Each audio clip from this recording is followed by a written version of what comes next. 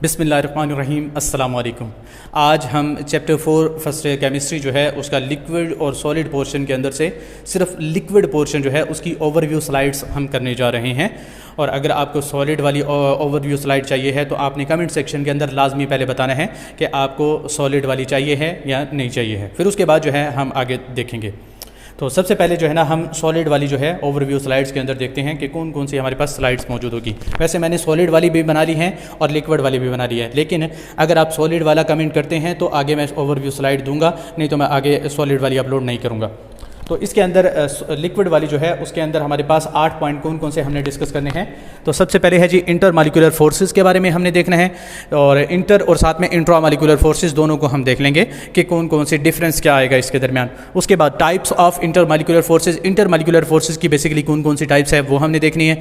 और उसके बाद हाइड्रोजन बॉन्डिंग को हमने देखना है, एवेपोरेशन को देखेंगे, वेपर प्रेशर का एक कॉन्सेप्ट हमने डिस्कस करना है, बॉइलिंग पॉइंट, इंथाल्पी चेंजेस और लिक्विड क्रिस्टल लास्ट में जो टॉपिक है। उसके बाद सॉलिड वाला पोर्शन स्टार्ट हो जाता है, ठीक है जी। उसके बाद सॉलिड वाले की जो स्लाइड्स हैं वो मैंने लिखी हुई है कि कौन कौन से पॉइंट्स हमने डिस्कस करने हैं। तो इसके अंदर types of solid, unit cell, crystal and their classification, difference between amorphous and crystalline solids, ionic solids, covalent solids, molecular solids और मेटालिक सॉलिड्स, ये सारी चीज़ें हमने डिस्कस करनी है, ठीक है जी। लेकिन अभी फ़िलहाल मैं लिक्विड वाला जो पोर्शन है उसको जो है ना प्रेजेंट करता हूँ। तो सबसे पहले है जी difference between intramolecular and intermolecular forces. तो उसके केस में अगर आप देखते हैं कि इंटर का मतलब होता है दरमियान, ठीक है जी। इंटर का मतलब क्या होता है दरमियान, और इंट्रा का मतलब होता है विद इन, ठीक है जी। तो अगर मालिक्यूल्स के दरमियान में कोई फोर्स मौजूद है तो उसे हम क्या कहेंगे, इंटर मालिकुलर फोर्सेस कहेंगे। और जो मालिक्यूल्स के दरमियान में होगी ना, दो मालिक्यूल्स है जैसे HCl और HCl के दोनों के दरमियान में जो होगी वो जस्ट फिजिकल अट्रैक्शंस होगी, उसमें कोई केमिकल बॉन्ड की इन्वॉल्वमेंट नहीं होगी, इलेक्ट्रॉन्स की इन्वॉल्वमेंट नहीं होगी, और ये वीक फोर्सेज होती है, ठीक है जी। और अगर हम उसकी बात करते हैं between atoms in a molecule, एक मालिक्यूल के अंदर जो होगी वो इलेक्ट्रॉन्स की शेयरिंग की वजह से, ट्रांसफ़र की वजह से, लॉन पेयर के ट्रांसफ़र की वजह से जो भी होगा तो उसके अंदर केमिकल बॉन्ड बनेंगे और वो क्या होगी, स्ट्रॉन्ग फोर्सेस होगी, ठीक है जी। उसके बाद types of inter molecular forces, तो उसके अंदर हमारे पास 3 टाइप्स जो है आपकी बुक के अंदर दी हुई है, और तीनों चीज़ें हम डिस्कस कर लेते हैं। यहाँ पर थोड़ा थोड़ा हल्का हल्का डिस्कस कर रहे हैं। तो डाइपोल फोर्सेस क्या है जी, कि 2 डाइपोल बनेंगे, पहले ही परमानेंट डाइपोल होंगे। डाइपोल का मतलब क्या होता है, 2 पोल्स बनना, एक पॉजिटिव और एक नेगेटिव, ठीक है जी। तो पोलर मालिक्यूल होगा वो। तो एक पोलर मालिक्यूल का जो हमारे पास negative end of one polar molecule और positive end of other polar molecule, एक जो है उसका नेगेटिव एंड और दूसरे का पॉजिटिव एंड, उन दोनों के दरमियान जो अट्रैक्शन होगी उसे हम क्या कहेंगे, डाइपोल फोर्सेस कहेंगे। ये भी डाइपोल है, ठीक है जी, और ये भी डाइपोल है। अब इन दोनों के दरमियान जो फोर्सेस होगी उसे हम डाइपोल फोर्सेस कहेंगे। डाइपोल इंड्यूस डाइपोल फोर्सेस, तो एक हमारे पास परमानेंट पोलर मालिक्यूल होगा और दूसरा जो है ना वो इंड्यूस डाइपोल होगा। पहले नॉन पोलर होगा लेकिन जो पोलर है उसे पोलर बना देगा, तो वो इंड्यूस कर रहा है। इंड्यूस का मतलब ही क्या होता है, पैदा करना, चेंज करना, ठीक है जी। तो एक पोलर ने दूसरे नॉन पोलर को पोलर बना दिया है, तो अब जो पोलर है और जो इंड्यूस्ड पोलर है तो उनके दरमियान जो होगा तो उसे हम क्या कहेंगे, डाइपोल इंड्यूस्ड डाइपोल फोर्सेस कहेंगे। और अगर दोनों ही नॉन पोलर थे तो एक इंस्टेंटेनियस डाइपोल एक लम्हे के लिए बनेगा, और लम्हे वाला जो है एक और डाइपोल क्रिएट करेगा जिसे इंड्यूस्ड डाइपोल कहेंगे। तो इंस्टेंटेनियस डाइपोल और इंड्यूस्ड डाइपोल के दरमियान जो फोर्सेस होगी उसे हम क्या कहेंगे, instantaneous dipole induced dipole force, या इसको लंडन डिस्पर्शन फोर्सेस भी कह देते हैं। उसके बाद अगर हम देखते हैं हाइड्रोजन बॉन्डिंग, तो हाइड्रोजन बॉन्डिंग क्या होती है, तो इलेक्ट्रोस्टैटिक फोर्स ऑफ अट्रैक्शन है। ये डाइपोल की ही एक टाइप है लेकिन थोड़ी सी स्ट्रॉन्गेस्ट फॉर्म है।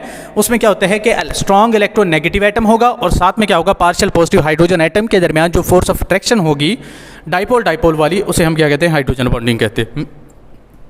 आपने ये बात हमेशा याद रखनी है कि ये केमिकल बॉन्ड नहीं है, ठीक है जी। कभी आप कहें कि सर ये केमिकल बॉन्ड हो गया है, तो क्योंकि इलेक्ट्रोनेगेटिव और उसके हाइड्रोजन के दरमियान जो बॉन्ड बनेगा वो शेयरिंग ऑफ इलेक्ट्रॉन की वजह से बनेगा या ट्रांसफर ऑफ इलेक्ट्रॉन, वो नहीं है। 2 मालिक्यूल अलग अलग पड़े हैं, जैसे वाटर का मालिक्यूल एक है और दूसरा वाटर का मालिक्यूल है। तो एक वाटर के मालिक्यूल का ऑक्सीजन जो कि इलेक्ट्रोनेगेटिव है, और दूसरे मालिक्यूल के वाटर जो है, दूसरा वाटर मालिक्यूल उसके हाइड्रोजन यानी पार्शियल पॉजिटिव हाइड्रोजन, तो उनके दरमियान जो फिजिकल अट्रैक्शन होगी, ये भी फिजिकल अट्रैक्शन ही है, ये भी वीक फोर्स होगी, केमिकल बॉन्ड के लिहाज से वीक है, लेकिन बाकी जो इंटर मालिकुलर फोर्सेज है उसके लिहाज से थोड़ी सी क्या है, स्ट्रॉन्ग है। तो इसके अंदर कंडीशंस क्या आ जाती है जिसकी वजह से ये स्ट्रॉन्ग हो गई है कि इलेक्ट्रोनेगेटिव एटम जो है ना स्ट्रॉन्ग इलेक्ट्रोनेगेटिव है और उसके पास लॉन पेयर भी मौजूद होते हैं। और जो पार्शियल पॉजिटिव हाइड्रोजन है वो स्मॉल इन साइज है और लार्ज पार्शियल पॉजिटिव चार्ज होता है और इसकी फील्ड भी स्ट्रांग हो जाती है, ये भी बता रखा है आपकी बुक के अंदर, जिसकी वजह से ये डाइपोल से थोड़ा सा स्ट्रांग फोर्स बन जाती है। हालांकि है डाइपोल फोर्स ही, मतलब इसके अंदर घबराना नहीं है आपने क्योंकि कोई और फोर्स आ गई है, बस थोड़ी सी स्ट्रॉन्गेस्ट फॉर्म हो गई है। क्यों? क्योंकि इसमें नेगेटिव चार्ज भी अच्छा बन जाता है और पॉजिटिव चार्ज भी अच्छा बन जाता है, इसलिए स्ट्रॉन्गेस्ट फॉर्म है डाइपोल की। ठीक है जी। तो उसके बाद जो है ना आगे हम चलते हैं तो हमारे पास एवेपोरेशन है। एवेपोरेशन क्या होती है? जो स्पॉन्टेनियस लिक्विड का वेपर में चेंज हो जाना। स्पॉन्टेनियस का मतलब खुद ब खुद, हमने कोई हीट सप्लाई नहीं करनी, हमने कोई एनर्जी सप्लाई नहीं करनी, हमने कोई इलेक्ट्रिसिटी सप्लाई नहीं करनी, खुद ब खुद ही अगर लिक्विड वेपर्स के अंदर कन्वर्ट हो रहा होगा तो उसे हम क्या कहेंगे? एवेपोरेशन कहेंगे। It continuous at all temperature. अब खुद ब खुद हो रही है तो जहां मर्जी हो सकती है, कम टेम्परेचर पर, ज़्यादा टेम्परेचर पर। अब ये तो कह सकते हैं कि कम टेम्परेचर पर एवेपोरेशन कम होगी, लेकिन ऐसा नहीं कह सकते कि एवेपोरेशन नहीं हो रही। एवेपोरेशन हर टेम्परेचर पर हो सकती है। क्यों? क्योंकि पौधे जो है, फॉर एग्जाम्पल पौधों की बात करते हैं, पौधों में भी तो एवेपोरेशन हो रही है ना, तो उसमें क्या होता है? अब बेसिकली एवेपोरेशन होती है। अब एवेपोरेशन, पौधों को क्या सर्दी के अंदर पानी को एवेपोरेट नहीं करना होता? करना होता है, तो हर टेम्परेचर पर होनी चाहिए एवेपोरेशन। उसके बाद लास्ट वाला पॉइंट है जी, एवेपोरेशन काज कूलिंग। एवेपोरेशन कूलिंग क्यों काज करते हैं? तो इसका आंसर मैं आपको बताता हूँ। बेसिकली एक वाटर का टैंक हमने ले लिया है, उस वाटर के टैंक के अंदर हमारे पास क्या मौजूद है? एक जो है ना काफ़ी सारे, कुछ हाई एनर्जी वाले मालिक्यूल्स होंगे, कुछ लो एनर्जी वाले मालिक्यूल। और जब हाई एनर्जी वाले मालिक्यूल्स, जाहिर सी बात है वो पहले निकलेंगे ना, तो जब हाई एनर्जी वाले मालिक्यूल्स बाहर निकल जाएंगे तो पीछे क्या बचेंगे? लो एनर्जी वाले। जब लो एनर्जी वाले होंगे तो लिक्विड का टेम्परेचर क्या हो जाएगा? कम हो जाएगा। अगर टेम्परेचर कम हो गया तो सराउंडिंग से टेम्परेचर लेंगे और जिसकी वजह से सराउंडिंग में क्या काज करवाएंगे? उसका टेम्परेचर कम हो जाएगा सराउंडिंग का, और सराउंडिंग के अंदर कूलिंग काज हो जाएगी। तो इस तरीके से एवेपोरेशन कूलिंग काज कर सकते हैं। ठीक है जी। उसके बाद एवेपोरेशन किस चीज़ पर डिपेंड करती है? 3 फैक्टर्स है। कौन कौन से? स्ट्रेंथ ऑफ इंटरमॉलिक्यूलर फोर्सेज, पहला पॉइंट आ गया कि अगर इंटरमॉलिक्यूलर फोर्सेज स्ट्रॉन्ग होगी, फोर्सेज मॉलिक्यूल्स के दरमियान स्ट्रॉन्ग होगी तो वो जल्दी एवेपोरेट नहीं हो पाएंगे, रेट ऑफ एवेपोरेशन कम हो जाएगा। दूसरा है जी टेम्परेचर। टेम्परेचर अगर ज़्यादा होगा तो ज़्यादा एवेपोरेशन होगी, सिंपल सी बात है, ज़्यादा एनर्जी होगी, ज़्यादा एवेपोरेशन होगी। और अगर सरफेस एरिया ज़्यादा कर देते हैं तब भी एवेपोरेशन क्या हो जाएगी? क्योंकि मॉलिक्यूल्स को निकलने के लिए रास्ता ज़्यादा मिलेगा, इसीलिए एवेपोरेशन क्या हो जाएगी? ज़्यादा हो जाएगी। उसके बाद नेक्स्ट अगर पॉइंट डिस्कस करते हैं वो है वेपर प्रेशर। वेपर प्रेशर क्या होता है जी? कि pressure exerted by vapours. Vapours के जरिए प्रेशर एक्सर्ट हो रहा है, लेकिन कब होता है? जब रेट ऑफ एवेपोरेशन और रेट ऑफ कंडेंसेशन एक दूसरे के बराबर हो जाते हैं। रेट ऑफ एवेपोरेशन और रेट ऑफ कंडेंसेशन एक दूसरे के बराबर हो जाते हैं, या लिक्विड और वेपर्स एक इक्विलिब्रियम में आ जाते हैं, तो उस टाइम पर जो प्रेशर लग रहा होगा उसे हम क्या कहेंगे? उसे हम वेपर प्रेशर कहेंगे। बेसिकली होता क्या है कि जब हम एक कंटेनर में से लिक्विड्स को ऊपर निकालते हैं तो वो लिक्विड्स, अगर सरफेस ऊपर से क्लोज है तो वेपर्स जो है ना वापस लिक्विड के अंदर भी आ सकते हैं। जब लिक्विड वेपर्स में जा रहे हैं उसे हम कहते हैं एवेपोरेशन, और जब वापस वेपर्स लिक्विड के अंदर कन्वर्ट हो रहे होंगे उसे हम कंडेंसेशन कह देंगे। और जब जितने लिक्विड्स निकल रहे थे मालिक्यूल्स, उतने ही अगर वेपर वापस लिक्विड में जा रहे हैं, रेट ऑफ एवेपोरेशन और रेट ऑफ कंडेंसेशन एक दूसरे के बराबर हो जाते हैं, तो उस वक्त जो वेपर्स ऊपर मौजूद है वो लिक्विड की सरफेस के ऊपर जो प्रेशर अप्लाई कर रहे होंगे उसको हम क्या कहेंगे? वेपर प्रेशर कहेंगे। ठीक है जी। उसके बाद रेट ऑफ वेपर प्रेशर किस चीज़ पर डिपेंड करता है? Strength of intermolecular force. जाहिर सी बात है, अगर इंटरमॉलिक्यूलर फोर्स स्ट्रांग होगी तो कम वेपर बनेंगे, वेपर प्रेशर कम होगा। और अगर टेम्परेचर ज़्यादा होगा तो ज़्यादा वेपर्स बनेंगे, जिसकी वजह से वेपर प्रेशर ज़्यादा हो जाएगा। उसके बाद नेक्स्ट अगर हम डिस्कस करते हैं बॉइलिंग पॉइंट। बॉइलिंग पॉइंट क्या होता है जी? द टेम्परेचर एट विच जो वेपर प्रेशर है और एक्सटर्नल प्रेशर दोनों एक दूसरे के बराबर हो जाते हैं। एक्सटर्नल प्रेशर, बाहर वाला प्रेशर, बाहर वाला प्रेशर हम कह देते हैं 760 टॉर है, जो कि आमतौर पर होता है। अंदर वाला पानी का प्रेशर होता है 4.57 पानी का।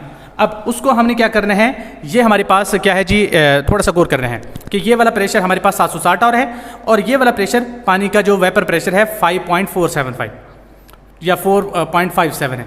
ठीक है जी।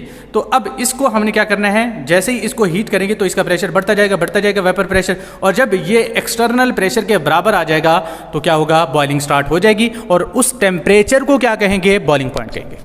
ठीक है जी। और बॉइलिंग पॉइंट बेसिकली डिपेंड करता है एक्सटर्नल प्रेशर पर। अगर एक्सटर्नल प्रेशर ज़्यादा कर देंगे, अब वेपर प्रेशर तो इधर ही है, एक्सटर्नल प्रेशर और ज़्यादा कर देंगे तो क्या होगा, हमारे पास ज़्यादा डिस्टेंस हमें कवर करना पड़ेगा, तो ज़्यादा हीट देना पड़ेगी। जब ज़्यादा हीट देना पड़ेगी तो बॉइलिंग पॉइंट क्या हो जाएगा, ज़्यादा हो जाएगा।